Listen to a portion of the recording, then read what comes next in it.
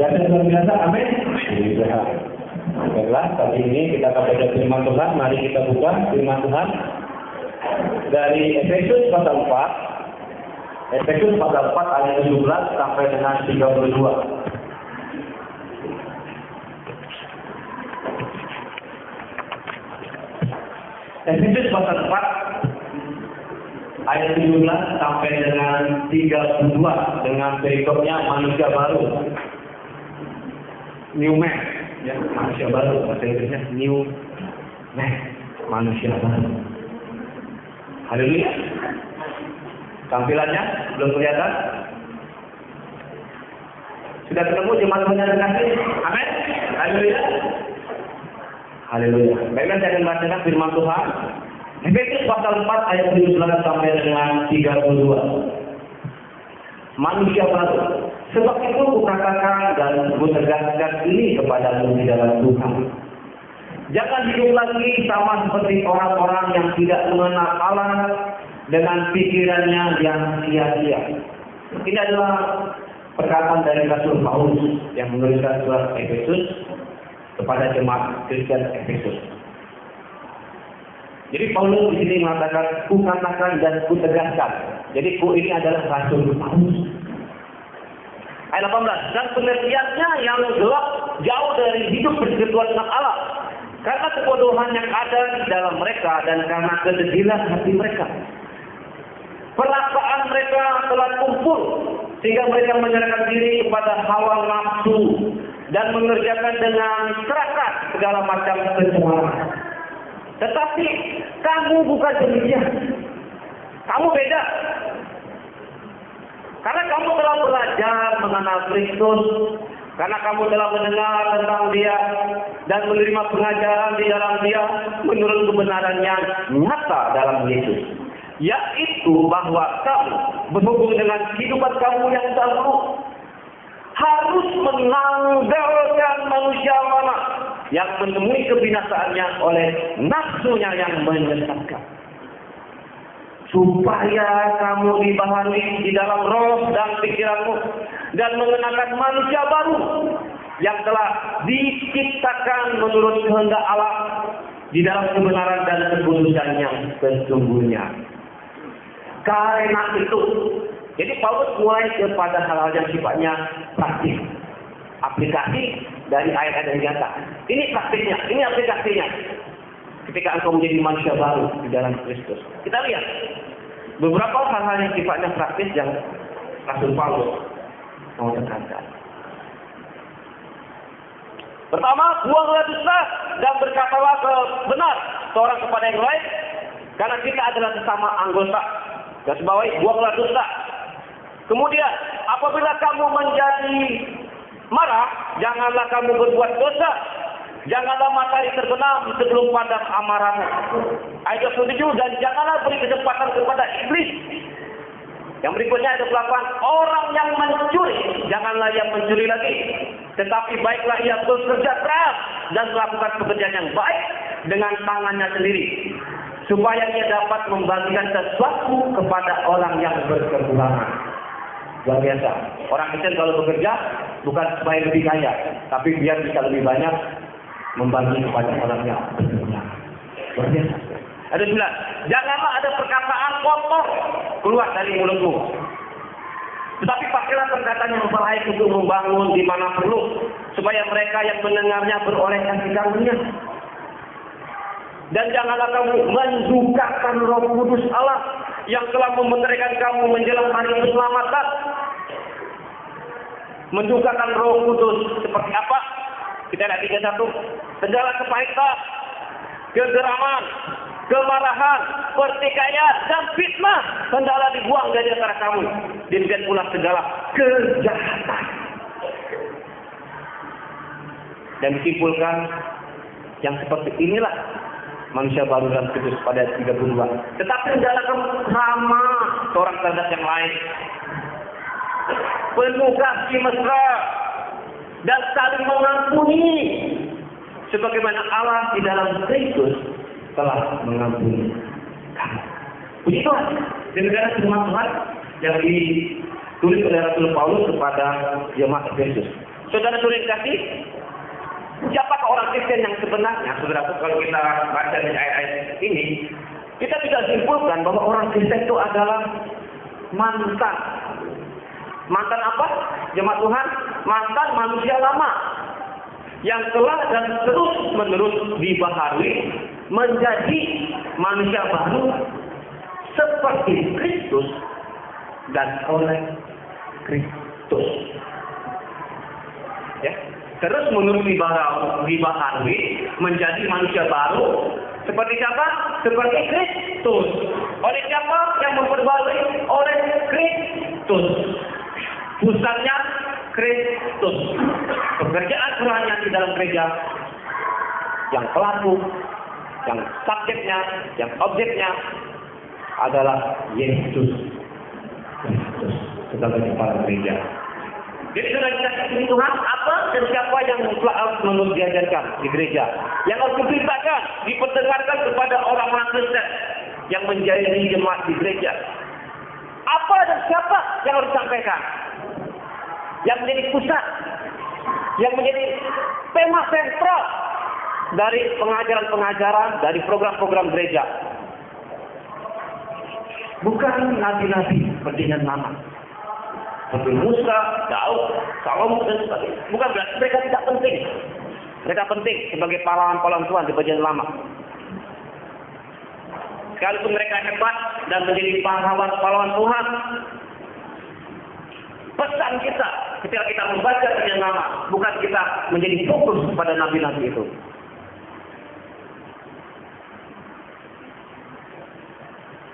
Nabi-nabi perjanjian lama adalah bayang-bayang Yesus Kristus. Mereka semua menantikan Mesias dan menubuatkan Mesias yang akan datang, yang lebih hebat dari mereka, yaitu Yesus Kristus. Bahkan hukum Taurat, saudara kasih, 10 perintah Allah, tujuannya yang sebenarnya itu hanya untuk menunjukkan standar kesempurnaan Allah.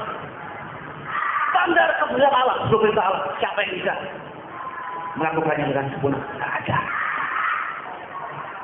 Hukum Taurat tujuannya menunjukkan standar kesempurnaan Allah, dan bahwa manusia tidak sanggup memenuhi standar itu, sehingga manusia membutuhkan juru selamat, yaitu Yesus Kristus, yang telah melepaskan kita dari kutuk hukum Taurat ketika kita percaya dan beriman kepada Yesus yang telah mati di kayu salib dan menembus segala dosa kita. Gereja harus tentang Yesus, saudara kasih. Gereja harus tentang Yesus. Semuanya tentang Yesus. About Jesus. Bukan tentang saya atau yang lainnya. Tentang Yesus. Hanya ada satu Injil, saudaraku. Baik di Yerusalem, Yudea, Samaria, di Amerika, di Jakarta, di Bangka, dimanapun. Hanya ada satu Injil. Tidak ada Injil yang lain. Apakah itu Injil kemakmuran? Apakah itu Injil kemiskinan? Apa itu Injil motivasi dan sebagainya? Karena perkembangan saat ini begitu banyak campur aduk Injil. Jadi tidak jelas mana Injil yang asli. Hanya ada satu Injil. Dimanapun hanya ada satu Injil. Di sini juga hanya ada satu Injil. Tidak ada Injil yang lain yang kita sampaikan, yaitu Injil Yesus Kristus. Amin. Injil anugerah. Injil anugerah. Tidak boleh ditambah dan tidak boleh dikurang. 100% tentang Yesus, sudah. Dari awal sampai akhir proses keselamatan, semuanya tentang Yesus, oleh Yesus, dan di dalam Yesus. Oleh karena itu, dari ajaran-ajaran yang kita ajarkan di sekolah minggu, di pemuda, di ibadah umum, doa-doa kita, lagu-lagu kita, program-program kita, semuanya tentang Yesus. Amin. Membawa semua. Lihat Yesus, lihat Yesus, lihat Yesus. Jangan bosan dengar tentang Yesus. Ulangi lagi, ceritakan kembali itu.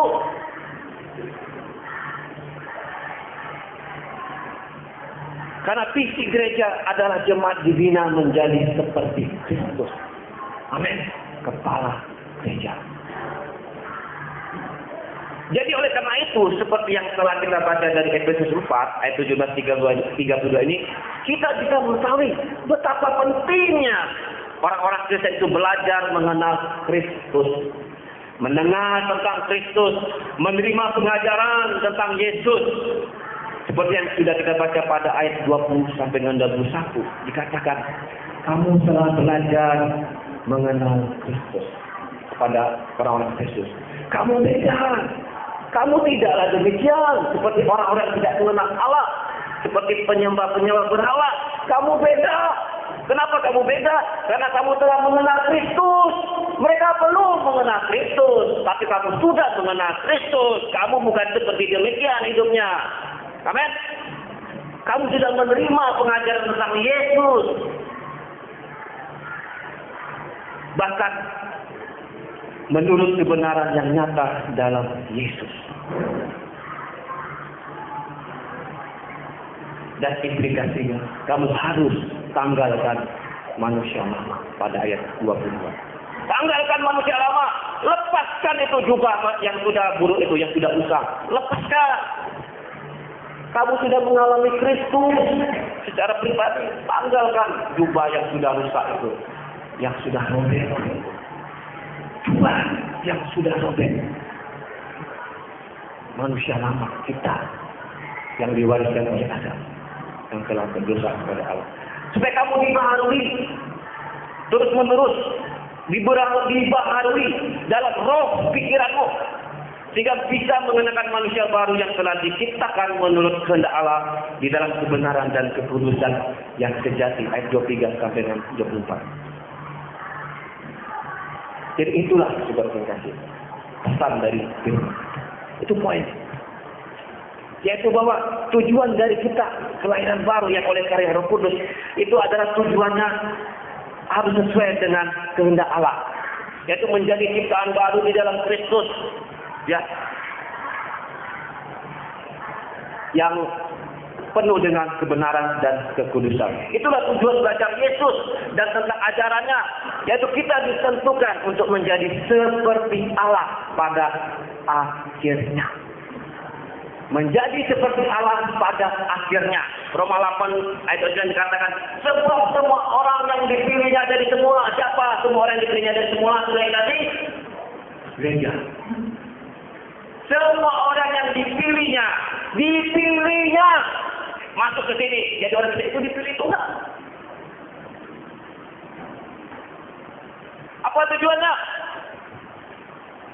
Mereka juga ditentukannya dari semula untuk menjadi serupa dengan gambaran anaknya.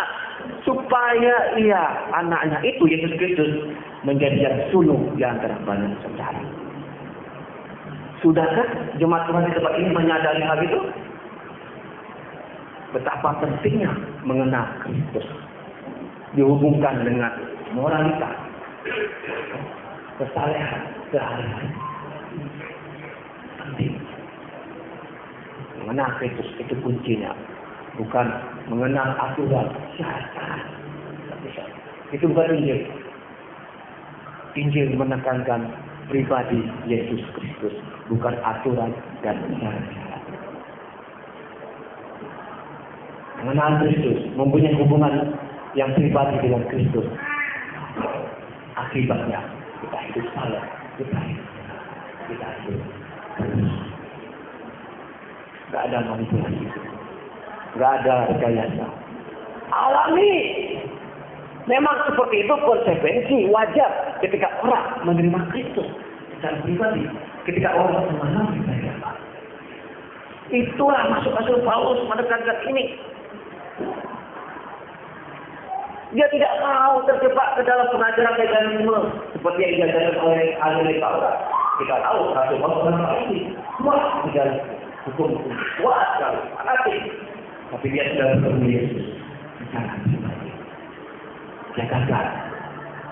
Dia menganggap dia gagal dengan kebanggaan hukum Tauratnya ketika dia menjadi orang Farisi. Dulu apa yang kau kepepet? Ya, dulu itu agak wah mulia, nggak ada apa-apanya. Seperti kotoran saya ketika aku mengenal Kristus. Kesalahan yang boleh melanggar Taurat ada istiadat dan aturan bersurat itu ketika aku mengenal Kristus. Amin. Itu sudah penting sekali bertemu dengan Yesus secara pribadi. Jika kita tidak kelelahan mengajar jemaat, jangan ini, jangan itu, bertobat ini itu dan ini itu, jangan ini, lakukan ini, jangan lakukan itu, ini, cara ini, cara itu. Padahal dia belum Yesus. Padahal dia belum mengalami kaya. Itu maksud Rasul Paulus. Sehingga pada ayat 20-21 dikatakan, kamu beda. Kamu beda bukan karena kamu sudah hafal 10 perintah Allah. Kamu beda karena kamu telah belajar mengenal Kristus. Amin. Kamu beda karena kamu sudah menerima Yesus di dalam hati. Kamu beda karena Kristus sudah ada di dalam hatimu. Karena Roh Kudus sudah tinggal di dalam hatimu. Kamu beda. Bukan soal sudah hafal aturan-aturan segala. Amin. Ini terus. Tidak ada Injil yang lain, ada satu Injil, Injil anugerah. Itu yang harus kita sampaikan. Amin. Kita ulang lagi. Jika kita tidak terjebak nanti kepada legalisme. Legalisme artinya paham yang mengajarkan kalau kamu mau diterima Allah, kamu harus lakukan A, B, C, D, E, B, H, I, J, K, L, M, N, O, P, sampai nggak cukup. Kamu harus lakukan ini. Kalau kamu mau diterima oleh Allah, itu legalisme berdasarkan hukum dan syariat. Tapi Injil anugerah berdasarkan pribadi Yesus yang sudah ada di dalam diri. Kita sudah diterima oleh Yesus. Sudah diterima oleh Yesus tahu diri. Amin. Sudah diterima oleh Yesus tahu diri. Sadar dirinya, artinya hidup saleh, hidup benar. Bukan berusaha diterima Allah dengan melakukan perbuatan baik. Kita sudah diterima lebih dahulu. Amin. Yakinkah itu saudara? Sudah diterima lebih dahulu? Yakin? Itu awal kita berpijak dan benar, saudara. Kalau kita salah, awalnya sudah. Wah. Ujung-ujungnya kita mau mati, kita bingung, kita selamat nggak? Bingung. Kita apa yang berubah benar? Kita yang mana yang berubah benar? Takut, kemana segala itu? Ketika selalu ditekankan legalis, saatnya ini harus ini, bingung dia. Kurang apa ya? Kurang apa ya? Tak tenang. Padahal namanya sudah berusaha. Masih bingung. Sudah diterima atau belum oleh Tuhan? Berapa banyak perbuatan baik yang berkurang-kurang? Malam saudaraku. Jadi saudara kita kasih, mari kita lihat mengapa Paulus menuliskan surat ini kepada orang Kristen di Efesus. Oke, kita latar belakang. Kita lihat ayat 17 saudaraku. Sebab itu kukatakan dan kutegaskan ini kepadamu di dalam Tuhan. Ya, kutegaskan, kukatakan, tegas. Saudaraku, tidak ada kompromi, tegas kata Rasul Paulus. Jangan hidup lagi sama seperti orang-orang yang tidak mengenal Allah dengan pikirannya yang sia-sia. Jangan hidup lagi, amin, sama seperti orang-orang yang tidak mengenal Allah dengan pikirannya yang sia-sia. Jangan hidup lagi. Dalam bahasa kita, jangan kamu berjalan lagi seperti orang-orang yang tidak mengenal Allah berjalan. Gitu. Apakah kalau orang dunia pakai handphone, orang kita tidak boleh pakai handphone? Yang dimaksud jangan hidup lagi seperti orang-orang yang tidak percaya. Apakah kalau orang dunia, orang yang belum mengenal Tuhan, pakai mobil, saya jalan kaki, harus beda seperti itu? Nah, apakah kalau orang dunia punya TV, orang kita tidak boleh punya TV, tidak boleh nonton? Apakah seperti itu, Pak? Tidak sesederhana itu. Yang dimaksud jangan hidup lagi seperti orang-orang yang tidak mengenal Allah. Ini bicara pikiran. Amin. Paradigma. Bicara dan berpikir. Saudara boleh pakai BlackBerry. Teman saudara yang masih menyembah berhala juga pakai BlackBerry, boleh saja. Tapi isi BlackBerry-nya apa? Itu yang membedakan. Isinya apa? Kalau sama dengan dia yang belum mengaku, ini maksud Paulus.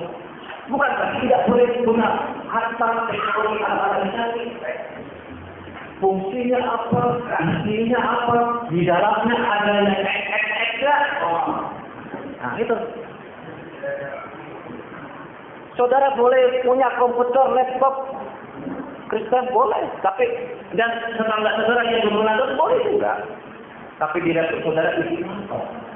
Sama ada isinya yang belum munajat. Ada nggak gitu yang XXX? Lagu-lagunya lagu apa? Bukan berarti lagu-lagu salah, maksudnya diri-dirinya seperti apa? Yang mengajarkan seks, penipuan, apalagi kenikmatan dunia, asik katanya. Orang Kristen bilang begitu. Orang yang menurut aku nggak ada lagi apa ya? Kan gitu kan? Laptopnya boleh juga, tapi isinya apa? Kalau tidak asik, yang ini juga yang berguna tidak asik. Memberinya apa? Ya, sama. Itu maksud jangan hidup lagi sama seperti orang tidak mengenal Allah. Isinya bukan gimana. Saudara boleh pakai mobil, terserah. Orang Kristen boleh pakai mobil besar. Bukan mobilnya. Terus bedanya di mana, Pak? Bedanya bagaimana saudara mendapatkan mobil itu beda. Dengan cara apa? Amin. Judi, misalnya korupsi, misalnya nyolong. Nah, itu bukan berarti tidak boleh punya mobil. Sama seperti dalam seperti itu. Saudara boleh punya mobil. Sama seperti tetangga kita juga punya mobil. Tetapi bedanya di mana? Cara mendapatkan mobil itu pakai apa? Amin. Dan apa tujuan saudara memiliki mobil itu? Itu penting, saudara. Tujuannya apa? Amin. Saudara jawab sendiri. Apa tujuannya? Jadi saudara kasih itu yang maksud dengan jangan hidup lagi. Amin. Jangan hidup lagi sama seperti orang yang tidak mengenal Allah. Jangan jalan kita sama seperti orang yang tidak mengenal Allah. Jalan pikiran, jalan motivasi, jalan hati, batin kita. Luarnya boleh sama-sama pakai cincin. Misalnya, sama-sama pakai baju, mereknya mungkin sama. Tapi isinya jalannya alasannya apa? Banyak kita tanya sama Tuhan itu bedanya. Makanya paling enak kita nyembah berhala terus, paling enak. Kalau kita nyembah berhala nggak ada konsep berkudusan, nggak ada konsep takut akan Tuhan, hidup sembarangan pun nggak apa-apa. Yang penting kita nanti persembahan aman. Kasih aja aman, betul. Yang disembah. Tapi kalau hidup Kristus beda jauh. Kita selalu ditanya sikap hati kita, batin kita, kekudusan kita ditanya terus sama Tuhan. Makanya dikatakan kamu beda, kamu tidak demikian. Kamu sudah kenal Kristus, kamu sudah mengalami Kristus, kamu sudah mendengar tentang Kristus Yesus. Kamu beda. Jangan hidup lagi sama seperti mereka yang tidak mengenal Allah. Paulus menegaskan itu.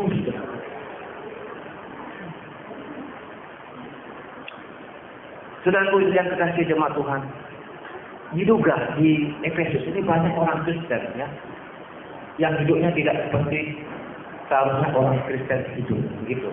Jadi istilah Kristen tanpa pertobatan juga ada kiranya.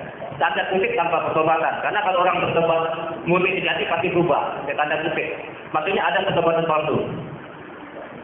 Mereka sudah Kristen, tapi ternyata hidup mereka sama saja dengan yang dulu mereka jadi hidup. Dengan manusia lama mereka yang dulu sebelum mereka mengenal Tuhan. Sehingga ditegaskan lagi oleh Rasul Paulus. Janganlah hidup lagi. Jangan hidup lagi sama seperti orang-orang yang tidak mengenal Allah. lakukan itu. Amin. Haleluya, saudaraku. Seperti apa sih gaya hidup orang-orang yang tidak mengenal Allah? Orang-orang yang tidak mengenal Allah itu dalam bahasa Inggris Gentile, saudaraku. Gentile. Dalam bahasa Inggris itu etna. Artinya bangsa-bangsa yang menyembah berhala. Itu maksudnya. Ini halus oleh RAI diperhalus. Orang-orang tidak mengenal Allah. Sebenarnya bahasa Arabianya itu orang-orang yang menyembah berhala. Itu. Sehingga bisa saudara-saudara bisa langsung nangkap. Lebih spesifik lagi, saudara. Sehingga saudara-saudara jadi malu kan? Sudah Kristen kenal Tuhan Yesus sama kok. Malu nggak, saudara? Secara nurani, malu kan? Sama dengan mereka yang Tuhannya nggak bisa ngomong, Tuhannya bentuk binatang, Tuhannya bentuknya aneh-aneh. Ya? Nyata buat siapa? Malu. Jadi saudara yang kasih ciri-ciri gaya hidup orang-orang yang tidak mengenal Allah itu yaitu kita ada ayat 17 dengan 8 sampai dengan 18 ya. Saya ringkas saja. Pikirannya sia-sia, ya, pengertiannya yang gelap, jauh dari hidup bersekutu dengan Allah, karena kebodohan yang ada di dalam hati, di dalam mereka dan karena kekecilan hati mereka. Pikiran yang sia-sia dan pengertian yang gelap. Mereka memiliki pikiran yang sia-sia, saudara yang kasih, pikiran yang hampa tentang Allah dan kebenarannya. Jadi saya katakan tadi apa? Bukan soal BB-nya, bukan soal mobil apa misalnya kemarin dibakar jurusan, bukan soal Honda Jazz, kita beda. Nggak urus soal itu, bukan itu urusan orang Kristen. Pikiran, jangan sampai pikiran kita juga sia-sia sama seperti mereka. Amin. Pikirannya sia-sia artinya apa sih? Hampa. Nggak. Sudah tahu Allah itu ada, sudah tahu sebenarnya. Tapi maunya nyembah yang lain. Ya, sia-sia hampa. Dan juga memiliki pengertian yang gelap. Pengertian yang gelap memiliki arti mereka itu buta secara rohani. Jadi ada buta rohani, ada buta fisik nih gini. Buta rohani, mata hatinya gelap. Nggak bisa memahami kebenaran, tidak bisa memahami firman Tuhan, tidak bisa memahami Injil, tidak bisa memahami dan mengerti akan Yesus Kristus dan Injil anugerahnya, saudara.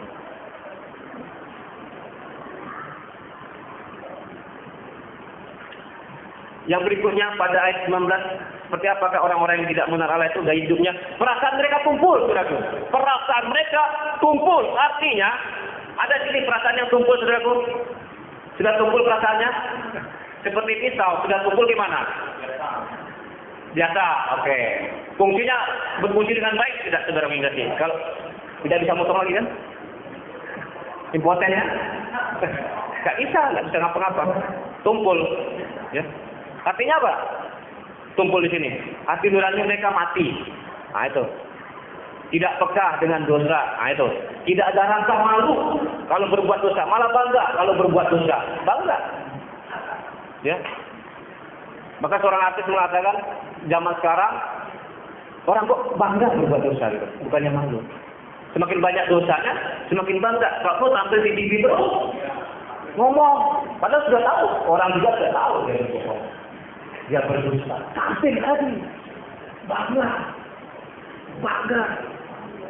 menghabiskan uang negara, bangga, menghabiskan uang rakyat, bangga, korupsi miliaran triliunan, bangga. Wah, ada ayat di depan TV, nggak ada rasa malu. Bangga berbuat dosa, bangga kalau korupsi, bangga kalau masuk penjara, masuk ruang VIP, bangga. Ini koruptor kelas elit katanya. Bangga dia. Ya, bangga. Itu sudah dikasih. Perasaannya sudah tumpul. Tidak ada rasa malu kalau berbuat dosa, rasa akan benar dan salah sudah mati, hati nurani sudah mati. Akibatnya, kalau perasaan sudah tumpul, hati nurani sudah tidak ada, yaitu hidup dalam hawa nafsu. Ya, pada ayat berikutnya. Hidup dalam hawa nafsu. Seks bebas. Bercakula. Prostitusi. Narkoba. Dan lain sebagainya. Ya, penyakit-penyakit sosial. Ya kan? Kemudian serakah dalam segala kecuali. Itu saya katakan tadi, orang Kristen boleh saja punya harta yang banyak. Orang yang belum kenal tidak boleh punya harta. Tapi pertanyaan apa yang serakah? Itu beda.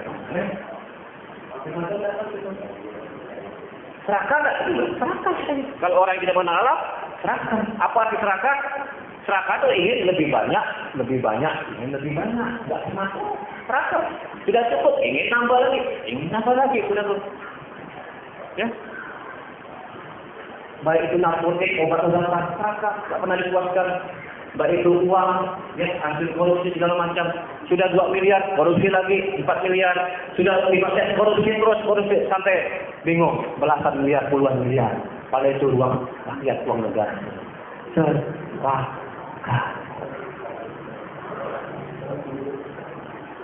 Serakah, tidak pernah puas dalam seksualitas. Sudah punya istri satu misalnya. Ya, karena banyak harta dan melimpah, bingung. Bagaimana mempuaskan hasrat hatiku? Cari lagi yang lain, yang lebih hijau, yang lebih segar, lebih mudah, lebih wangi. Karena yang lama sudah bau dapur, bau tanah, katanya. Ya kan? Itu serakah, sudah cukup satu lah Pak. Apa lagi? Ya. Mending ada harta uang tuh bagi-bagi tetangga tuh.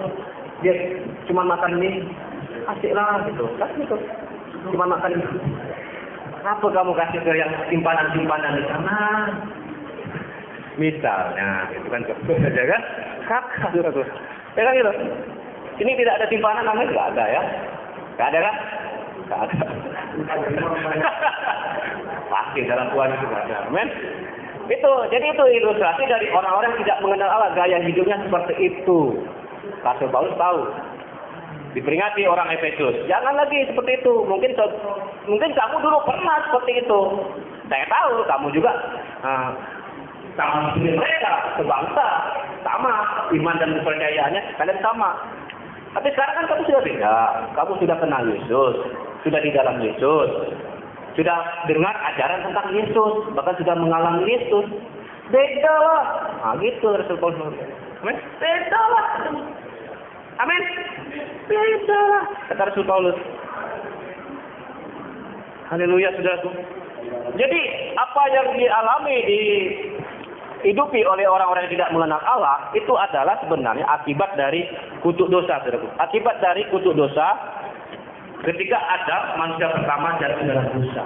Jadi kutuk dosa itu menyebar semua. Tidak orang merusak total gambar dan rupa Allah di dalam diri. Rusak total. Tidak bisa kenal Tuhan. Moral, kekudusan, kebenaran tidak ada lagi. Rusak total. Oleh karena itu Kristus datang. Melalui Injilnya diberitakan. Sampaikan. Roh Kudus memberikan satu pemulihan. Satu kelahiran baru. Dipulihkan lagi gambar dan rupa Allah itu. Di dalam Yesus Kristus. Amin. Oleh karena itu dikatakan. Kamu dibaharui roh pikiran supaya kamu memakai manusia baru yang diciptakan ya, menurut gambaran Allah, yang diciptakan seperti Allah, yang memiliki kebenaran, kekudusan dan kesejatian. Amin. Kesempurnaan Kristus ada di dalam diri kita. Tapi kita tidak berhenti di situ. Jubah itu sudah diberikan, jubah baru itu sudah diberikan, tanggalkan jubah lama. Tapi kita harus memakainya sudah pun. Pakai baju baru itu. Jangan simpan di rumah. Jangan disembunyikan baju baru dari Yesus. Pakai. Pak, cara makainya di mana Pak? Baju baru dari Yesus. Ini firman Tuhan. Di sinilah kita belajar. Amin. Cara memakai baju baru dari Yesus yang saudara terima ketika saudara menerima sebagai juru selamat. Firman-firman ini ada. Bagaimana memakai jubah baru yang Tuhan Yesus berikan kepada kita. Saja pakai baju orang baru, orang Kristen yang baru, bagaimana makainya? Amin. terus menerus dibaharui roh pikiran. Sebenarnya bukan roh dan pikiran, saudaraku. Pada ayat 24. Dalam teks aslinya roh pikiran. Roh pikiran. Artinya di dalam diri manusia ada roh yang menguasai kehendaknya, keinginannya, perasaannya, keputusan-keputusannya, apa yang kita di dalam itu dikuasai oleh nyawa spirit. Yang spirit ini yang harus dirombak dulu. Amin. Pada ayat 24 dikatakan memakai manusia baru yang sudah dibaharui. Pada ayat 3, roh dan pikiran. Sebenarnya roh pikiran, bukan roh dan pikiran. Roh pikiran. Jadi di dalam diri kita ada satu bagian yang tidak kelihatan, di mana keputusan-keputusan itu muncul. Kita saudara mengambil keputusan, ya, untuk memakai narkoba atau ke tempat-tempat yang terlarang, ya, itu yang menggerakkan itu atau wilayah yang terjadi itu di roh dalam pikiran kita. Ketika saudara mau menipu, ketika saudara mau membuat curang, ketika saudara mau menghalangi segala cara, itu wilayahnya di mana saudara? Di dalam wilayah roh. Wilayah roh pikiran. Sehingga dikatakan supaya kamu dibaharui di dalam roh pikiran. Amin. Bukan dibaharui dari luar, dipermaknai. Itu agama yang dibaharui. Wujud dari hati kita, perasaan kita, jiwa kita itu di dalam roh pikiran muncul wujudnya, tapi bersumber dari roh pikiran. Itulah yang harus diperbaharui. Amin, sudah dikasih. Itulah yang harus diperbaharui. Itulah yang harus diubahkan terus menerus setiap hari supaya kita bisa memakai jubah manusia baru yang seperti Allah dalam kekudusan dan kebenaran yang sesungguhnya. Amin. Jadi beda tidak, saudaraku, Injil itu? Beda tidak? Beda, saudara. Injil Yesus memulai dari dalam, saudaraku. Bukan dari luar. Dari dalam dimulai dulu. Dari dalam yang diproses dulu. Dari dalam yang dibunuh dulu. Baru muncul buahnya. Baru muncul hasilnya. Baru muncul buah rohnya. Baru muncul karakter-karakter aslinya. Baru muncul sifat-sifat yang seperti itu. Tidak bisa kita paksakan ditambal ke orang Kristen. Tidak bisa. Tidak bisa. Tidak bisa. Sebab manusia baru, ya, seperti yang firman ajarkan, manusia baru di sini bukanlah produksi budaya manusia, bukan. Tapi adalah sebuah ciptaan langsung dari Allah yang namanya regenerasi, mujizat, kelahiran baru. Tadi kita sudah nyanyi mujizat, masih terjadi. Mujizat Tuhan mengubah hati yang keras, mujizat Tuhan membangkitkan roh yang mati, mujizat Tuhan menceritakan masa dan itu. Terang sudah masuk. Ya, itu bukan produk kita, bukan produk pembicara, bukan produk pengkhotbah, tapi produk Roh Kudus. Caranya kita hanya sampaikan firman, sampaikan Yesus. Maka dikatakan kamu tidak mengenal Kristus, penting di gereja Yesus yang diceritakan supaya dia mengalami satu pertombatan yang sejati, kelahiran baru. Yesus yang ditinggikan, Yesus yang dimuliakan. Dengan begitulah Roh Kudus akan topang, saudaraku. Orang akan bisa datang kepada Yesus, ditarik pada Yesus. Karena Roh Kudus akan bela kalau kita meninggikan Yesus. Amin. Roh Kudus akan bela kita. Kita tinggikan Yesus. Karena metode seperti itulah orang bisa dilahirkan kembali. Amin. Jika saya katakan tadi dari awal, program kita, acara kita, lagu-lagu kita, doa-doa kita semua harus tentang Yesus. Amin.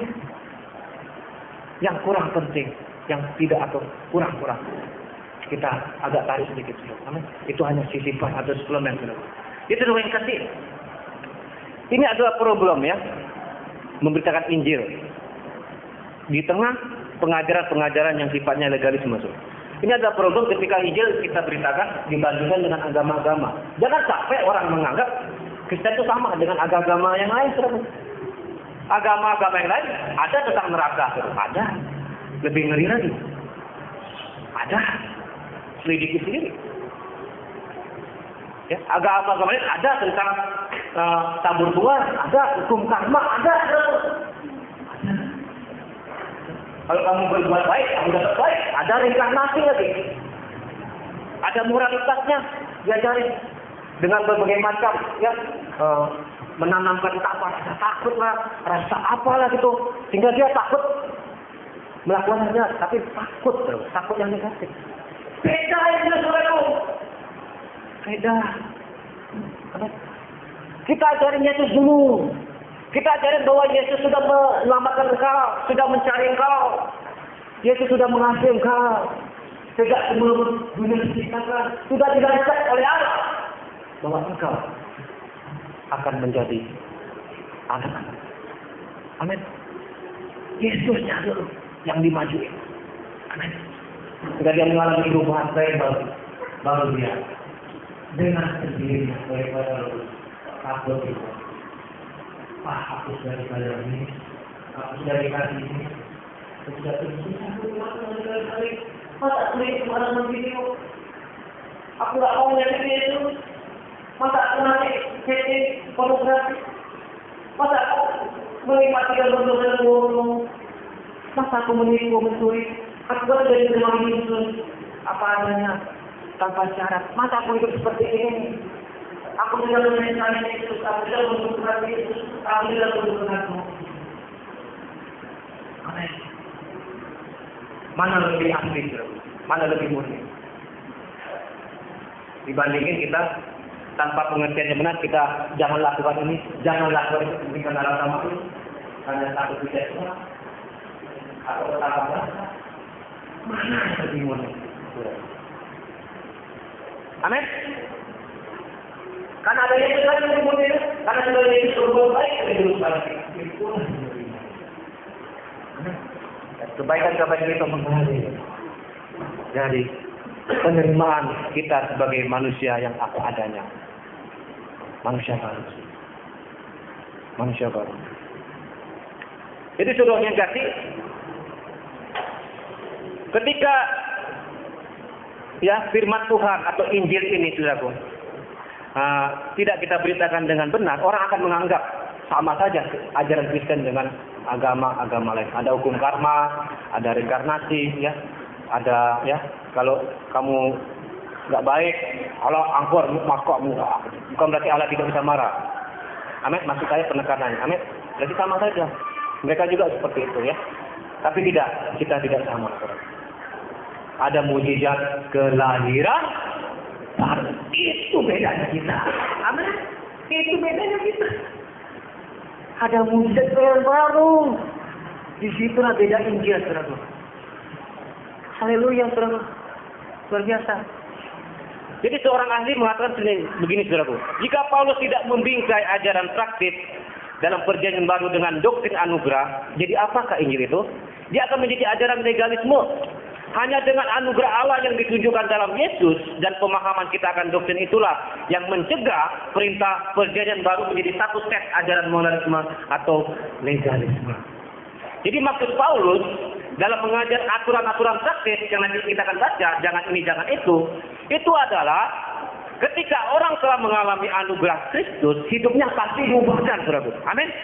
Garis bawahi, ketika orang mengalami anugerah Kristus, hidupnya pasti diubahkan. Amin. Itu penekannya. Ada akibat alami, ada konsekuensi logis dari peristiwa kelahiran baru. Sehingga Rasul Paulus menekankan, kamu beda karena kamu sudah belajar mengenal Kristus, bukan karena kamu sudah hafal aturan-aturan. Bedanya kamu. Amin.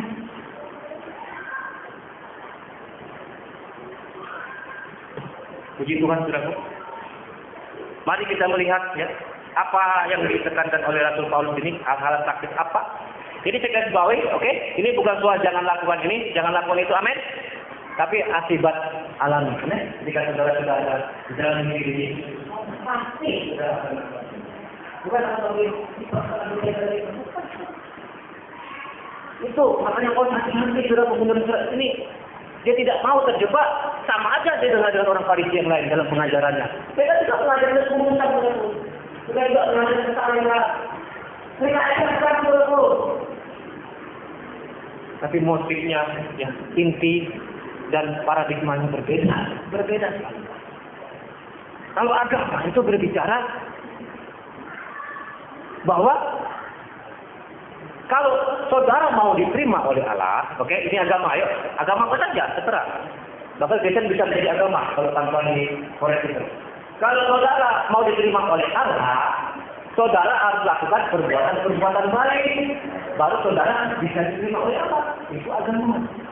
Tapi kalau Injil anugerah, beda. Saudara sudah diterima oleh Allah, maka tidak semua, saudara sudah diterima. Amin. Beda. Jadi bukan karena kita supaya bisa diterima, saya ke gereja, saya beri ini, beri itu, saya Injil, saya ini. Saudara sudah diterima. 100% itu karya Yesus, saudara diterima. Amin. Jadi gimana? Apakah kami ini seperti boneka? Tidak. Pasti, saudaraku. Kalau saudara sudah terima Yesus, asli, saudaraku. Bertobat, pasti berubah. Tidak mungkin bisa. Ya, karena hidup yang diubahkan itu berasal dari hati yang sudah diubahkan. Amin. Haleluya. Hidup yang sudah diubahkan berasal dari apa? Hati yang sudah diubahkan oleh siapa? Roh Kudus, oleh Yesus Kristus. Haleluya. Baik, mari kita lihat ya beberapa prinsip sebentar lagi sudah dikasih beberapa hal-hal praktis. Inilah ciri-ciri gaya hidup manusia baru dalam Kristus yang beda dengan hidup manusia lama. Ya, kita lihat pada ayat 25, saudaraku. Kita ada 25. Perhatikan, saudaraku. Sudahkah kita mengalami ini? Ya, oleh karena anugerah Tuhan. Karena itu buanglah dusta. Apakah saudara masih berdusta? Saya tidak menghakimi. Masih? Masih? Buang, kata Rasul Paulus. Stop bohong. Pertama di mana? Di gereja. Di sini dikatakan kepada tubuh Kristus, kepada sesama. Jangan berbohong. Di gereja kita tidak boleh bohong. Apalagi di luar. Stop berbohong kepada sesama seiman. Kalau sudah kita tetap berbohong selama iman, pasti dengan orang lain juga kita tidak akan berbohong. Pasti. Stop berbohong. Buanglah dusta. Satu ciri manusia baru dalam Kristus. Masih berbohong, Pak? Bohong putih. Maksudnya baik. Di sini tidak ada bohong putih, saudara. Buang dusta, buang bohong. Pokoknya bohong. Bohong putih, bohong merah, bohong masuk baik, bohong. Pernah nonton di TV orang yang berbohong? Oh, saya tidak ada pakai BlackBerry katanya. Nonton nggak? Padahal BlackBerry-nya direkam di wartawan. Malu nggak, saudara? Kok bisa? Itu hati nuraninya adalah sih, saudara. Gampang saja disorot kamera berbohong, saudara. Tapi bukti banyak. Orang Kristen stop, amin. Stop, kata Rasul Paulus. Stop berbohong. Kedua, jangan marah sampai berdosa. 26-27. Apabila kamu menjadi marah, janganlah kamu berbuat dosa. Amin. Boleh marah tidak, saudara yang kasih? Orang yang sudah lahir baru. Boleh. Tapi jangan jadi marah. Sikit-sikit marah. Sikit-sikit marah. Orang lah takut aja ngomong sedikit marah kan? Nah, kalau marah tepat waktunya, alasannya tepat, ya.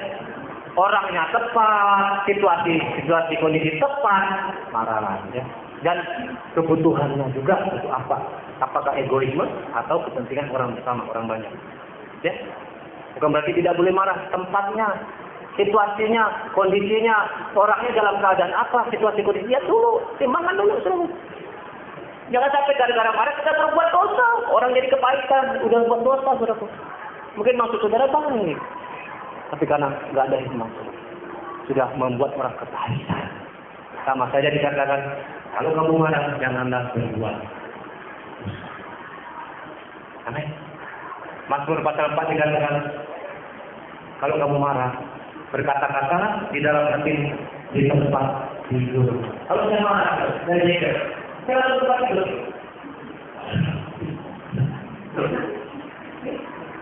Saya boleh apa?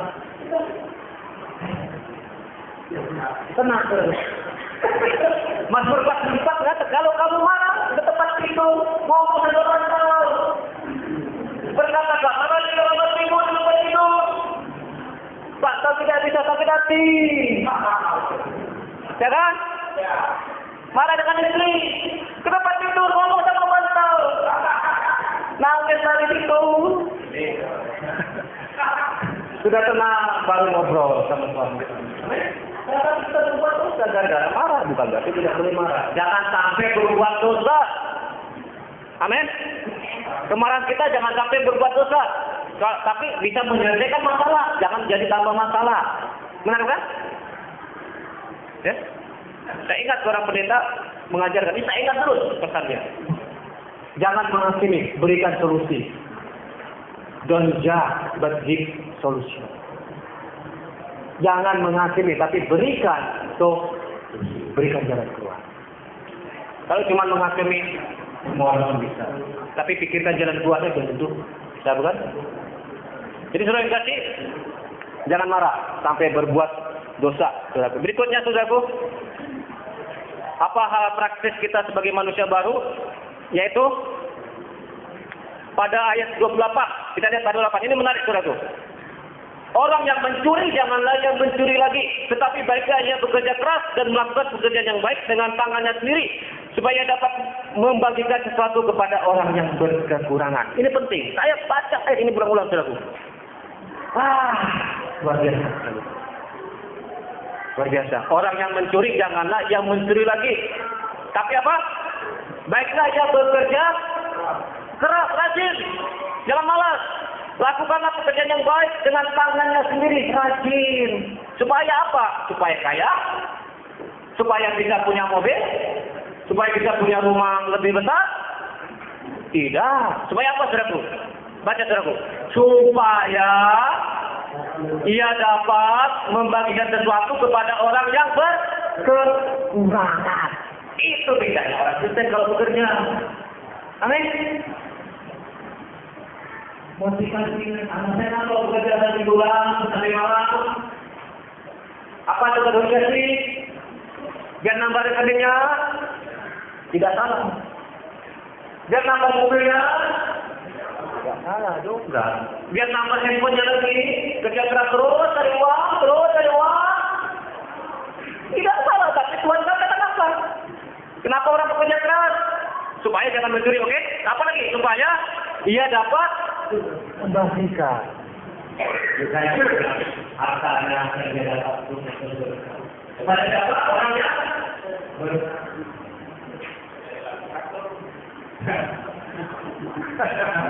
orang lain baru nggak? Amin. Baru kan pasti mikir. Sudah nggak? Seperti itu kita motivasi kita bekerja bangun pagi sampai malam, saudara. Sudah tak memikirkan mana ya tempat-tempat ya orang-orang perlu dana. Sudah tak memikirkan bagaimana pendidikan bisa jalan. Sudah tak memikirkan bagaimana misi-misi Tuhan itu bisa berjalan dengan baik. Sudah tak. Bagaimana gereja-gereja yang belum dibangun, tidak ada atap, tidak ada konsisten, ada kuasa menimpa. Aku orang kita segala baru. Mikir itu tak. Orang-orang sana yang jauh-jauh kita belajar, tuh. Jangan mikir orang-orang Afrika yang kelaparan, jauh-jauh. Yang di sini aja banyak orang lapar kan? Terlalu jauh orang Afrika, orang Amerika biasanya ngurus ke sana, orang Indonesia jarang kayaknya. Kebanyakan ya kita sekitar Indonesia aja ya. Tapi itu bukti pertobatan kita, bukti kita lahir baru, kita tidak egois, amin.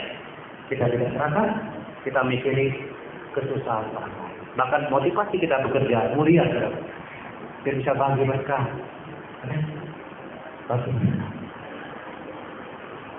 Dalam kekristenan, saya akan bagikan ini penting. Kita ini bukan pemilik harta dari Tuhan. Kita bukan pemilik, kita bukan owner dari harta yang Tuhan berikan kepada kita melalui kerja keras kita. Kita bukan pemilik.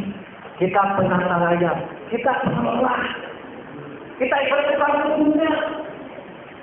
Kita kelola kamu dengan baik, tapi kita bukan pemiliknya Allah. Kelola hartamu, karena itu hartanya Tuhan. Tuhan akan meminta pertanggungjawaban. Barang siapa banyak diberi, akan dituntut lebih banyak daripada orang yang beri. Jadi harta yang Tuhan berikan melalui kerja keras kita, itu bukan kita sebagai pemberi, tetapi penata layan. Steward. Pengelola. Amin. Jadi gampang kan? Kerjanya gampang nggak saudaraku? Gampang ya. Kan saudaraku. Harta pun dia undi sama Tuhan. Ini aku kerja keras dari pagi yuk. Pasing tulang udah dapat ini. Aku mau pulang. Mau pakai apa? Kayak mau ini kayak. Tidak saudara. Tidak. Amin. Harta kita orang Kristen bukan milik kita. Milik siapa? Kita semua mengelola. Satu hari kita akan diminta pertanggungjawaban bagaimana kita mengelola kebun anggurnya Tuhan, harta kita, talenta yang sudah akan diminta pertanggungjawaban. Sudah kasih berikut sudah kebukaan berikutnya. Jangan ada perkataan kotor. Ayat 9. Ya, jangan ada perkataan kotor. Pohon yang baik dilihat dari buah yang baik. Kalau keluar kata-kata kotor dari mulutnya, berarti hatinya tidak.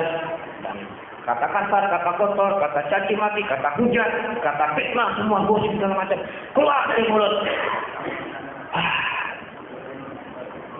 Kristen seperti itu katanya. Jangan, amin. Jangan. Beda ya. Orang kita ngomongnya beda, amin. Gak ada kata babi, gak ada kata jubur, gak ada kata apa lagi. Monsiau apa tuh saya lupa saya. Sansiau apa itu. Pokoknya maki-maki itulah. Udah keluar kata-kata kebun binatang dari mulut kita. Anjing, monyet, kucing, kera, apalagi saudaraku, tikus, cecak. Kata keluar semua dari mulut orang kita. Ya. Pohon yang baik pasti menghasilkan buah yang baik. Mulut yang baik itu berasal dari hati yang baik. Amin, saudaraku. Kemudian jangan mendukakan Roh Kudus ayat 30 tuh. Sebentar lagi terus. Janganlah kamu mendukakan Roh Kudus Allah yang telah memeteraikan kamu menjelang hari penyelamatan. Saudara tahu siapa Roh Kudus, saudaraku? Kok bisa dibuat setia Roh Kudus ya? Berarti Roh Kudus bukan suatu kekuatan ya, tapi pribadi. Sama seperti kita punya perasaan, keinginan dan kehendak. Kalau saudara berbuat dosa, berbuat yang melanggar firman Tuhan, Roh Kudus setia. Itu motivasi manusia. Jadi takut berdosa dan jangan ada Roh Kudus ini. Sama seperti kita mengasihi mama kita saudara. Aku sayang sama mamaku, bukan anak aku kumpul. Aku nggak mau jadi anaknya.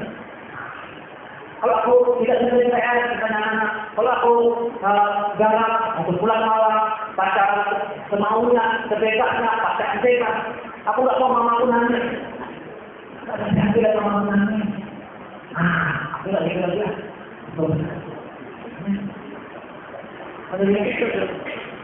Jangan buat Roh Kudus nangis. Haleluya. Bukti saudara cinta Tuhan itu sebenarnya itu. Sayang sama Tuhan, nggak mau Tuhan sedih lah, ya. Amin. Gak mau Tuhan sedih. Bukan karena kita takut dihukum lah, takut dipukul lah, takut ketahuan lah. Bukan itu motivasi yang paling kuat. Jadi suruh dikasih, jangan mendukakan Roh Kudus. Roh Kudus yang memeterai kita, menyegel kita, ya. Sampai Tuhan datang kedua kali. Amin. Jadi ketika kita lahir baru, kita sudah disegel oleh Kristus, sudah dimeterai oleh Kristus. Jadi tanda segel itu meterai. Ini milik saya. Ini jangan lihat milik saya. Tidak bisa terubah. Meterai. Senang tak saudara? Senang. Senang. Tapi buahnya mana? Nah kan gitu jadi. Akibatnya mana? Ya, implikasinya mana? Ekspresinya mana? Bukti-buktinya mana? Senang itu senang sudah disegel. Saudara milik Yesus sudah disegel. Kalau saudara menafik pertobatan yang putih sudah disegel oleh Roh Kudus. Senang Pak. Tapi berjuang nggak menjadi seperti Kristus? Nah, kalau sudah berjuang menjadi seperti Kristus itu bukan soal segel. Amin. Bergumulan. Haleluya. Ingin menyenangkan Tuhan. Ingin Tuhan senang. Jangan dia sedih, jangan dia berduka. Dari Yesus mahal, salib itu berharga. Memang cuma-cuma, memang anugerah itu mahal. Dari Yesus menyucikan dalam dosa celaku mahal. Amin. Haleluya, saudaraku.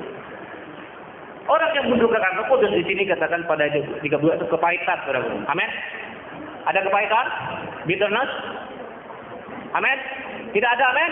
Apa itu kebaikan? Kebaikan tidak mau diperdamaikan, tidak mau direkonsiliasikan. Ngotot karena sudah pahit. Amin. Nggak mungkin rukun sama mertua sudah jahat.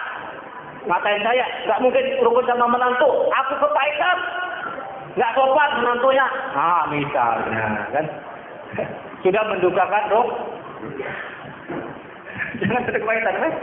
Manis-manis saja, kan? Apalagi mendukakan roh kudus, kegeraman, ya, tiga budak itu, kemarahan, ya, murka, pertikaian, ya, berantem, kelahi segala macam, ya, fitnah, ya, segala kejahatan, buang semua itu. Rasul Paulus katakan, amin. Buang semua itu. Dan terakhir, ya, kebalikan dari itu, ini hal-hal yang positif, saudara Rasul Paulus katakan, beginilah manusia baru dalam Kristus, yaitu ramah, amin. 32, lagi, penuh kasih mesra, amin. Saling mengampuni, ramah, penuh kasih mesra, dan saling mengampuni. Saling mengampuni. Ini orang Kristen gampang mengampuni karena dia tahu dia sudah diampuni lebih dahulu dengan cuma-cuma. Dosa-dosa kita sudah diampuni oleh Tuhan Yesus. Dosa masa lalu, dosa masa kini, dosa masa depan sudah diampuni. Jadi sudah dikasih motivasi kita mengampuni apa? Ada dasarnya, amin. Karena Yesus yang sudah bekerja di dalam diri kita. Itu pasti. Diberikan itu pasti. Kalau kita tidak mau mengampuni, simpan dendam kepada dipertanyakan. Jubah barunya dipakai nggak? Bertanya. Jubah baru yang dari Tuhan itu dipakai nggak? Atau masih dibalikan? Mana jubahnya? Simpan. Pakai. Amin. Pakai. Dan kita menjadi seperti Kristus. Kemudian pakai. Sudah terangkan. Sudah muncul di jalan. Ada sih, supaya di jalan. Coba bilang, tanya dokter. Kan gitu. Haleluya, demikianlah firman Tuhan pagi ini. Biar kita menjadi